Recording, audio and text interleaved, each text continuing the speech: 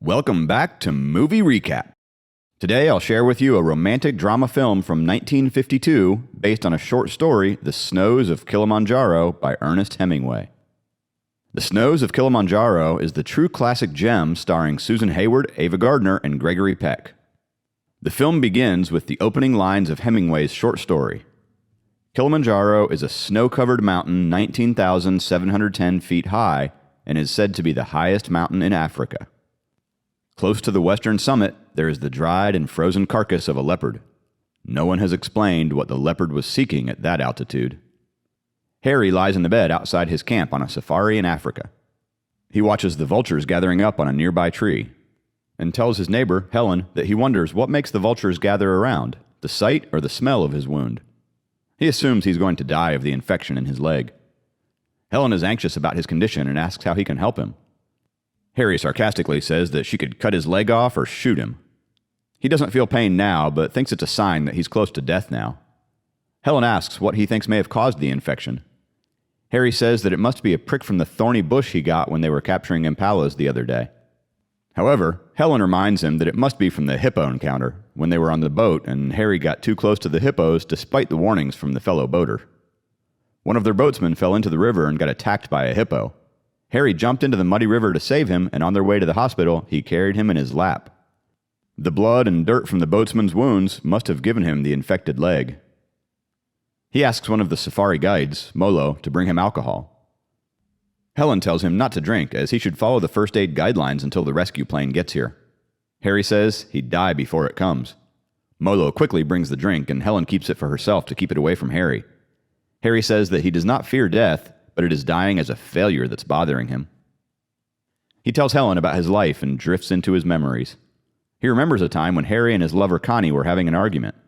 She leaves the house out of anger while Harry chases her, trying to make it up. But she is upset about something Harry's uncle said and goes on a boat.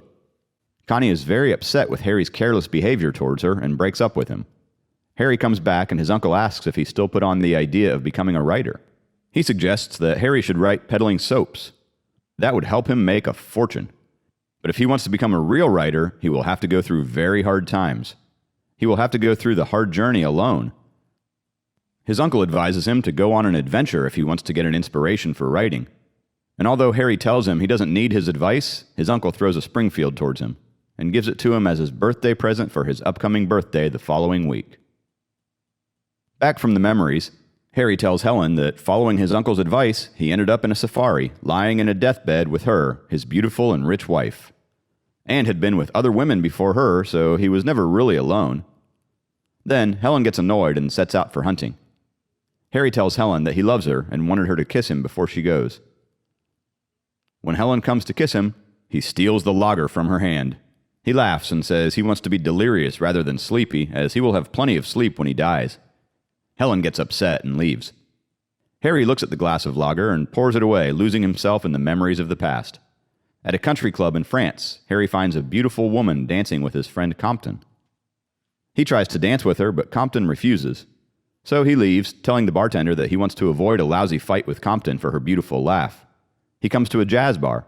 The girl from the country club follows Harry there. She introduces herself to Harry as she joins him smoking. Cynthia Green. Harry doesn't need to introduce himself, as she already knows about him. When Cynthia asks Harry if he is a writer, he says he's trying to be one. Cynthia herself is a model and poses for magazines. Harry notices Compton in the bar and asks Cynthia if she is with him. But Cynthia says she isn't, so Harry asks her out. They leave the bar and take a walk beside a lake. Cynthia tells Harry about her father, who is a war veteran, and that she didn't have a mother growing up. Harry had fallen for her and asks her if she would be Harry's lady. She's a bit reluctant, but gives in as Harry kisses her. Harry thinks to himself about that time and how he only wrote about the first time in Paris, but he'll never get to write about the rest of his experiences. Harry and Cynthia settle in a poor town. He remembers the flower carts, the butcher shops, and the wine shops in their town. Cynthia is incredibly supportive. Soon, Harry finished his first book and it gets approved for publishing. When Cynthia brings him the check from the publisher, she is really excited. She suggests that it is enough money for them to get an apartment in a nicer town. However, Harry says that they will go to Africa and hugs Cynthia. She remains quiet. Harry remembers his first safari adventure with Cynthia. They're hunting rhinos. Harry asks Cynthia to take a shot. Despite so many refusals, Harry makes her aim for the bull. She shoots haphazardly and the rhinos escape. Harry follows him with his Uncle Johnson and tells Cynthia to stay back. The raging rhino sees Harry and comes back aggressively to attack him. Cynthia is scared while Harry confidently shoots the rhino several times, rendering him dead really close to him. Back at the camp, the local campers perform a ritual with the rhino's corpse while Harry sits with Mr. Johnson and Cynthia. He's very proud of his hunt and says that he will write about the feelings and emotions he got as the rhino was approaching him. He goes away to take another look at the size of the rhino's horn. Cynthia opens up about her feelings with Mr. Johnson. She says that she always felt vulnerable and timid and finds Harry as her safe place. He is confident and secure, which attracts her. Although Cynthia doesn't like to be at a safari, but she still came with him because she doesn't want to lose Harry. She tells Mr. Johnson that she's pregnant and asks for his advice if she should tell Harry or not. Cynthia thinks she will lose Harry if she tells him, as he won't stop his adventures to settle down to bring up a child. Mr. Johnson is annoyed as he isn't interested in advising her about something that's not about hunting. But when she pleads, he says that you're sure to stumble if you run away. Harry comes back overjoyed and proudly says the horn is big enough to boast about. Mr. Johnson leaves, and when Cynthia tries to tell Harry about the pregnancy, he interrupts and tells her to listen only. As the sounds of different animals echo in the surroundings, Harry says there's a book in all these sounds he'll write one day. There's love, anger, fight, and other emotions he can write about. Cynthia tries to tell him again, but he shushes her once again, telling her to listen to the surrounding sounds. The physician at their lodge tells Cynthia to rest and put her feet up. He advises her to stay away from overexcitement if she wants the baby to survive. When she comes to the room, Harry casually asks about what the doctor said and then starts talking about his plans to visit Madrid for the bullfight and to fiesta in Pamplona. Cynthia anxiously asks if he doesn't want to get back home to Paris. They could get a nice apartment where Harry can have a room to work in. Harry says that she knows he wants to be a writer and he needs to visit places for inspiration, not sit in his comfortable chair and reach out books to read. Cynthia asks what will they do after Spain. Harry casually replies he doesn't know yet. Cynthia eagerly asks if Harry wants to have children, as she has a strong desire to have a baby. Harry carelessly says that he would want to have kids, but later. Being a writer, he makes up very complex statements about how life is a bargain where we buy things not only with money but with time. Kids are not his priority. Cynthia is disheartened and makes herself a drink. Harry, sensing her anxiety, tells her that if she wants to go to Paris, she can. Cynthia seems upset about Harry asking her to go alone, so Harry, unwilling, says that he will go with her. He leaves the room to change the tickets. Cynthia gets emotional and runs after Harry to stop him. On the staircase, she stumbles. Harry is called to the hospital that there's been an accident. However, when the doctor tells him that Cynthia miscarried, he is shocked to know that she was pregnant. The doctor is intrigued at the fact that he didn't know. When he goes to see Cynthia, he tells her that she had no right to do it. Harry realizes that she did it on purpose because of what he said. Cynthia cries, hugs him, and says now they could go to the bullfighting. They go to Spain, and after watching the bullfight, they go to a fancy restaurant for dinner. The flamenco dancer dances for Cynthia, and she says that she thinks he likes her. Cynthia is sinking into depression and alcoholism because of her miscarriage. Harry remains calm and senses her discomfort about the telegram he had received. He is invited for war correspondence in Damascus. They have a little argument about it when Harry leaves the table without telling Cynthia where he was going. Harry writes off a telegram in response to the invitation and refuses the assignment. When he comes back, Cynthia isn't there. Harry sits down to wait for her, but a waiter tells Harry that she has left with the dancer and asks the waiter to inform Harry she isn't coming back.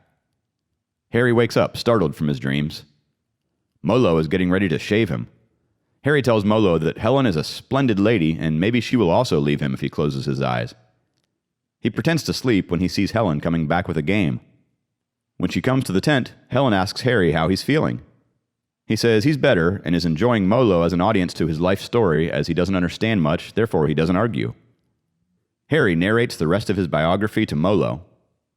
It's about Elizabeth, a countess that Harry got engaged to and wrote a book about called The Woman in the Red Hat. Harry thinks that it's Liz's elusiveness that made her so attractive as she swims around Harry laying in a boat.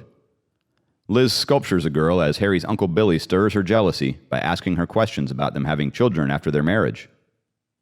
Uncle Billy finally annoys her by suggesting the name Ceres, the goddess of fertility, for the sculpture. She leaves, and Uncle Billy joins Harry working in the study. Soon, Liz comes with Harry's post and tells him all about his upcoming offers. Harry goes to see his uncle off when he advises Harry to continue hunting to keep alive. Harry, however, still loyal to Cynthia's memories, finds her address through a friend and writes a letter to her. Harry is rich and famous now, but he can't overcome his feelings for Cynthia. He tells her about his feelings and says that he follows every woman who looks like her. Harry finds Helen also mistaking her for Cynthia. On their wedding rehearsal dinner, Liz finds a letter from Cynthia in Harry's post. The jealous Elizabeth confronts Harry with Cynthia's letter, who is now in Madrid. Elizabeth destroys the letter in front of Harry, who leaves the room out of anger. He packs his stuff up to leave while Liz keeps cursing and lamenting about her love for him. He stalks off to Madrid in search of Cynthia. Unable to find Cynthia at the Madrid address on the envelope, he enlists to fight in the Spanish Civil War. During a battle, he looks for Cynthia, who is now an ambulance driver. Cynthia's ambulance crashes as a result of the bombing, and she is mortally wounded. She prays to God to be found by Harry. Harry finds her, and they share a very emotional last conversation. Literally, had me in tears. Harry's shot and wounded when he deserts the battle to try to bring the dying Cynthia to a doctor. He sees her die as she's taken away by the stretcher bearers. After a few years, Harry goes to visit his beloved mentor, Uncle Billy, who is in his deathbed. He tells his uncle about how he only writes to make money now, not as a passion. Harry still mourns at not being more heedful towards Cynthia, which eventually killed her. Uncle Billy leaves a riddle in an envelope for Harry to solve after he passes away. He says it would save him. Harry moves back to Paris. He goes back to the old bar where he first saw Cynthia. He opens the letter from his uncle and reads out the riddle. The leopard's riddle, from the beginning of the story. Harry says that it is a story with a bad ending, and the riddle is to answer what the leopard was doing there. Emile, the bar owner, suggests that perhaps the leopard followed the wrong scent and took a wrong turn and ended up dead. Harry is impressed by his answer and says it might be true for both the leopard and himself. While the drunk Harry is standing on the bridge watching the river, he meets Helen, who reminds him of Cynthia. Helen asks Harry, who is he thinking of, Cynthia or Liz? He says he was thinking about how they met. As a hyena passes by, Harry says he's waiting for his death. The hyena unmistakably passes by every night for the last 2 weeks. Helen asks Harry, why did he come here? If it was because he wanted to relive the happiest days he spent there with Cynthia. Harry tells her that he wanted to achieve the drive to become an inspired writer once again, and asks Helen why she accompanied him if she thought that way. Helen opens up and says that she wanted to give him a chance to be happy again and give herself a chance to prove that she can be his soulmate. Harry keeps getting sweats out of pain as his infection worsens. Helen encourages him that he's not a failure and gives him hope that they have a lifetime ahead. Meanwhile, Molo brings in a local man. He tells Harry in African language that he's a witch doctor who is the uncle of the boy Harry saved from the hippo. Helen asks Harry to make him leave, but Harry finds it amusing and invites him to perform his practice. The witch doctor chews on a root to polish his wit. Then he throws bones out of an animal skin bag on the ground to find out the cause of Harry's ailment. Helen asks Molo and others to move Harry into the tent. As Harry nears death, the protective Helen fights off a witch doctor. Following the directions in an emergency first aid manual, Helen opens Harry's wound to release the infection. She dozes off at Harry's bedside and sees a nightmare that the hyena has smelled Harry's wound bleeding and came to his tent. At dawn, a medical party arrives by airplane led by Mr. Johnson. Hearing the plane noise, Helen comes stumbling out as her legs are numb from falling asleep sitting next to Harry. She wakes up Harry excitedly. Helen points out that the vultures on the tree, who, according to Harry, were awaiting Harry's death, have left. Harry realizes his love for Helen and hugs her passionately. The movie ends. An excellent movie. It has romance, drama, tragedy, and emotion. I would definitely recommend it. If you like this video, hit the like button. If you love it, subscribe for more.